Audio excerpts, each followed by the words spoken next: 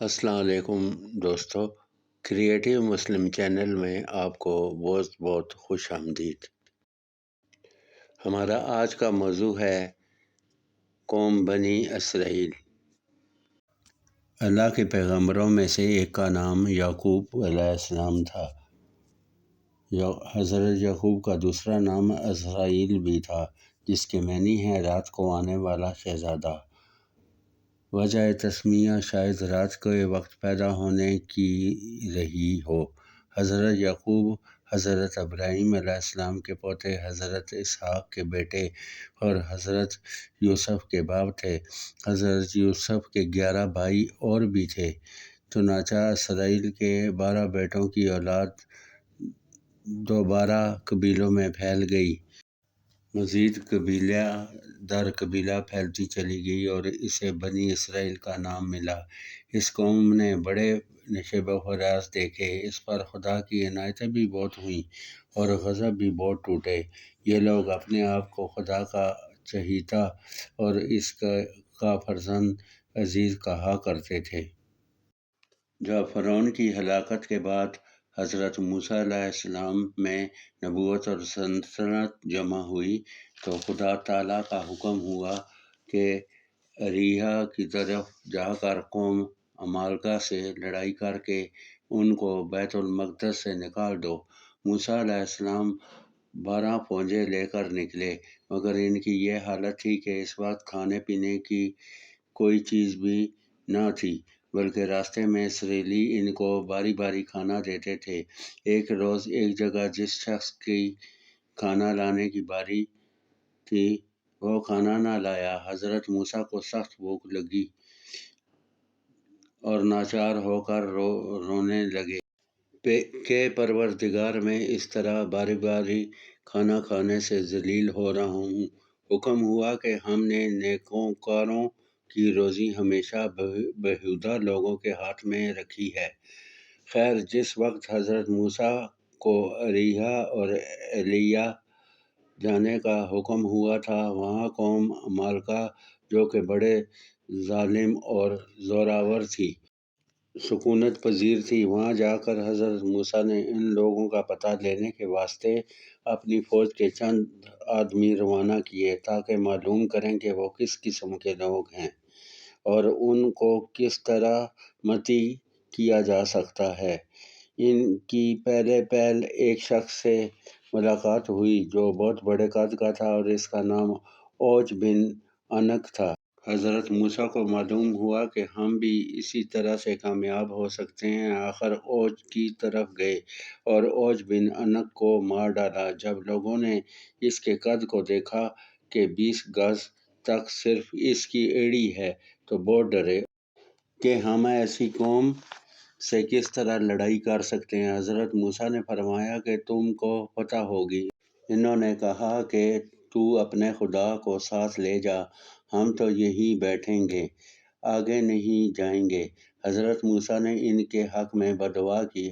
خدا تعالیٰ کا حکم ہوا کہ یہ لوگ اسی جنگل میں 40 سال تک پھرتے رہیں گے اور ان کو گھر کا راستہ نہیں ملے گا۔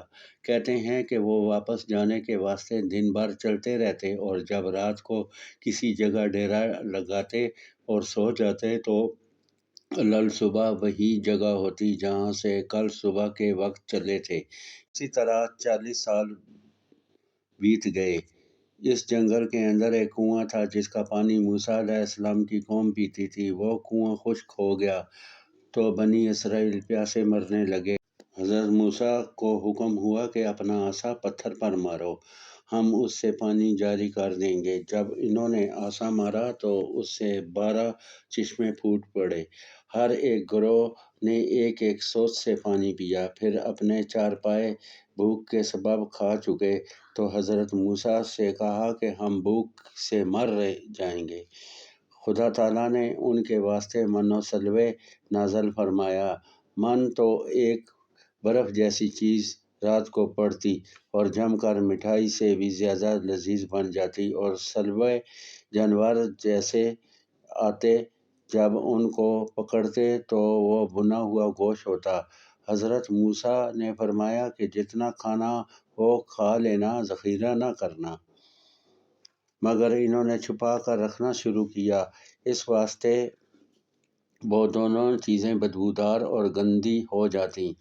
کتنی مدت تک وہ من و سلوے کھاتے رہے، آخر ہر روز ایک ہی کھانا کھاتے تنگ آ گئے تو حضرت موسیٰ علیہ السلام سے کہنے لگے، اے موسیٰ، ہم کھانے پر صبر نہیں کر سکتے، تو اپنے پروردگار سے دعا مانگ کہ زمین سے اگی ہوئی چیزیں جیسے ساگ پات، ککڑی، کھیرا اور گیہوں، تھوم، پیاز اور مسور کی دال ہم کو دے۔ حضرت موسیٰ علیہ السلام نے فرمایا، کیا تم اچھی چیز کو بری چیز سے بدلنا چاہتے ہو؟ جاؤ، شہر میں چلے جاؤ، وہاں تم کو یہ سب چیزیں مل جائیں گی۔ بس وہ سست ہو گئے اور لڑائی کے لائق نہ رہے، اور ان پر خدا تعالیٰ کا غضب نازل ہوا۔ پھر حکم ہوا کہ شہر کے دروازہ پر جاؤ تو سجدہ کرنا اور حطّۃٌ کہنا تو خداوند تعالیٰ تمہارے گناہ معاف کر دے گا۔ انہوں نے برخلاف اس کے چوتڑوں کے بل چلنا شروع کیا اور بجائے حطّۃٌ کی جگہ حنطۃٌ، جس کے معنی گیہوں کے ہیں، کہنے لگے۔ بس ان پر عذاب الہی نازل ہوا۔ آخر کار موسیٰ نے اریحا کو فتح کر لیا اور بیت المقدس کو اس قوم سے پاک کر دیا۔ حضرت یوشع علیہ السلام کو اپنا نائب بنایا اور اسی جنگل میں فوت ہوئے۔ خدا تعالیٰ نے حضرت یوشع علیہ السلام کو پیغمبری عطا فرمائی۔ بنی اسرائیل میں ایک بوڑھا بہت مالدار تھا، اس کی کوئی اولاد نہ تھی، صرف 2 بھتیجے تھے۔ ایک رات مال کے لالچ پر انہوں نے اس کو مار ڈالا اور اس کی لاش 2 گاؤں کے درمیان ڈال دی۔ حضرت موسیٰ کی خدمت میں حاضر ہوئے اور دونوں گاؤں والوں پر دعویٰ کیا۔ موسیٰ علیہ السلام نے دعا کی کہ پروردگار، ان کے قاتل کا پتہ لگانا چاہیے۔ حکم ہوا کہ ان کو بول کر کہہ دو کہ ایک گائے ذبح کریں۔ جب حضرت موسیٰ نے یہ حکم سنایا تو کہنے لگے کہ ہم کو ٹھٹھا کرتے ہیں اور ہم قاتل معلوم کرنا چاہتے ہیں۔ آپ گائے ذبح کرنے کو کہتے ہیں؟ حضرت موسیٰ علیہ السلام نے فرمایا کہ توبہ توبہ، میں ٹھٹھا نہیں کرتا۔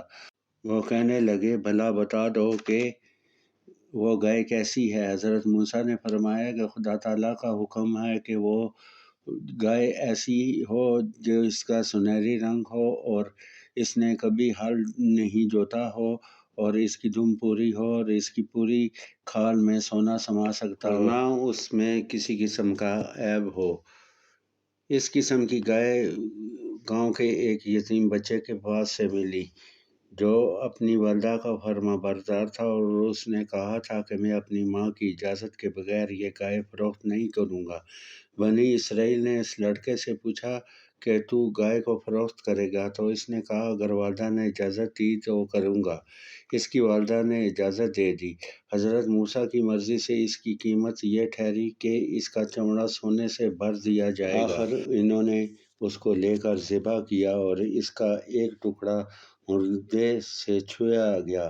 وہ اٹھ کھڑا ہوا اور کہا کہ مجھے میرے بھتیجوں نے، جو کہ دوسرے لوگوں پر دعوے کرتے ہیں، مار ڈالا ہے۔ یہ کہہ کر پھر ویسا ہی مر گیا۔ پس حضرت موسیٰ نے دونوں کو اس کے عوض پھانسی دے دی۔ اللہ تعالیٰ نے بنی اسرائیل کی قوم کو بہت سی نعمتوں سے نوازا تھا، مگر وہ ناشکری اور زمین میں فساد کرنے کے مرتکب ہوئے اور اللہ تعالیٰ نے ان پر سختیاں اور تباہیاں مسلط کر دیں۔ اس ضمن میں اس بات کا واضح اعلان کیا گیا کہ یہ مصیبتیں خود ان کے اپنے اعمال کی نحوست ہیں۔ بنی اسرائیل کی یہی قوم جو آج کل اسرائیل میں آباد ہے اور انگریزوں کے زیر تسلط ہے، اور انہی کا کہا مانتی ہے اور مسلمان لوگوں پر اور مسلمان بچوں پر اور مظلوم عورتوں پر ظلم و ستم کے پہاڑ توڑ رہی ہے اور ان کو کھلے آسمان کے نیچے بٹھا کر رکھ دیا گیا ہے۔ بڑے افسوس کی بات ہے کہ ہمارے مسلمان ممالک میں سے کسی کو توفیق نہیں ہوئی کہ اس بارے میں آواز اٹھائے۔ اللہ سے دعا ہے کہ اللہ تعالیٰ ہمارے مسلمانوں کی مشکلات کو آسان کرے اور ان کو ہمیشہ فتح نصیب ہو۔ امید ہے دوستو بنی اسرائیل کے بارے میں یہ چند باتیں جو آپ کے گوش گزار کی گئی ہیں آپ کو پسند آئیں گی۔ دوستو بنی اسرائیل کے بارے میں اس ویڈیو کو لائک کیجیے گا، سبسکرائب کیجیے گا۔ آخر میں دعا ہے کہ اللہ تعالیٰ فلسطینیوں کو فتح عظیم عطا فرمائے اور مسلمانوں کی مشکلات کو دور فرمائے، آمین ثم آمین۔ آپ کا بہت بہت شکریہ۔